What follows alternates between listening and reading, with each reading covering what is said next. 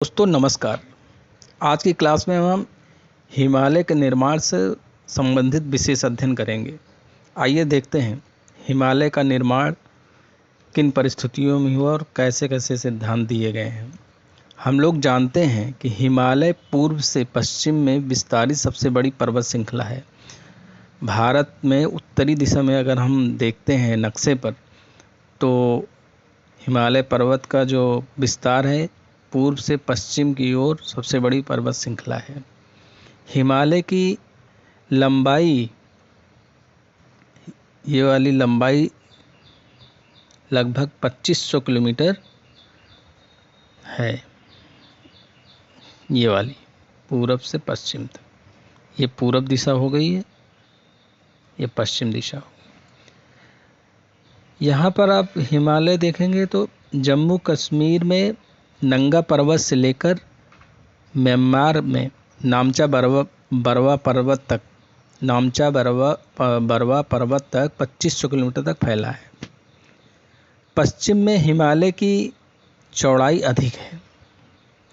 पश्चिम में आप जाएंगे तो हिमालय अधिक चौड़ा है, और जैसे जैसे आप पूरब की ओर बढ़ेंगे हिमालय सकरा होता गया है। सकरा होने से हुआ क्या कि सकरा होने से पूरब की दिशा में जो पर्वत चोटियां हैं वो अधिक ऊंचाई तक उठी हुई हैं। इनका हम क्षेत्रफल की दृष्टि से देखेंगे तो लगभग 5 लाख वर्ग किलोमीटर में फैला हुआ है। हिमालय अपनी पूर्वी छोर और पश्चिमी छोर पर दक्षिणावर्ती मोड़ दर्शाता है। इसका मतलब क्या हुआ कि हिमालय पूर्व से पश्चिम की ओर जाएगा तो दक्षिण की ओर दोनों श्रृंखलाएं मुड़ जाती हैं। ऐसे हिमालय पर्वत का जो निर्माण हुआ था ये माना जाता है सेनोजोइक महाकल्प में निर्माण हुआ था। अब हिमालय पर्वत के निर्माण के संबंध में कोबर, जो कि जर्मनी के वैज्ञानिक थे, का भूसन्नति सिद्धांत सबसे लोकप्रिय माना जाता है। आज भूसन्नति सिद्धांत के बारे में हम लोग अध्ययन करेंगे। कोबर के अनुसार, इसके लिए इस फिगर का प्रयोग करेंगे हम भूसन्नति के लिए। कोबर के अनुसार 7 करोड़ वर्ष पूर्व हिमालय के स्थान पर टेथिस सागर था। ये देखिए गोंडवाना लैंड। हमने पिछले अध्याय में आपको बताया था कि किस तरह से सारे महाद्वीप एक ही ज़मीन के हिस्से थे, बाद में उनका विघटन हुआ जिससे महाद्वीपों का निर्माण हुआ। एशिया, अफ्रीका और उत्तरी अमेरिका, दक्षिणी अमेरिका और ऑस्ट्रेलिया सभी एक ही भाग थे। वेगनर ने बताया था कि ये सभी एक ही भाग थे, जिसको पैंजिया कहा जाता था। जो पानी वाला एरिया था उसको पैंथालासा कहा जाता था। तो कोबर की भूसन्नति सिद्धांत में आप ये समझिए कि इसके पूरब में हिमालय पर्वत जहाँ था, उन्होंने बताया कि 7 करोड़ वर्ष पहले जिस स्थान पर हिमालय था, हिमालय है, उस स्थान पर 7 करोड़ वर्ष पहले टेथिस नाम का सागर था। यानी यहाँ पे सागर था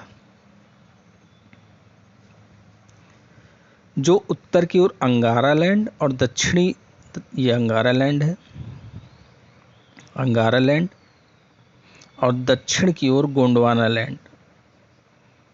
हम लोग देखे थे उसमें पैंजिया का उत्तरी भाग लारेशिया को दर्शाता था और दक्षिणी भाग गोंडवाना लैंड को दर्शाता था। गोंडवाना लैंड भारत का पठारी हिस्सा, हिमालय के नीचे वाला जो कुल्फी जैसे आकार का हिस्सा है वो सब गोंडवाना लैंड का हिस्सा है।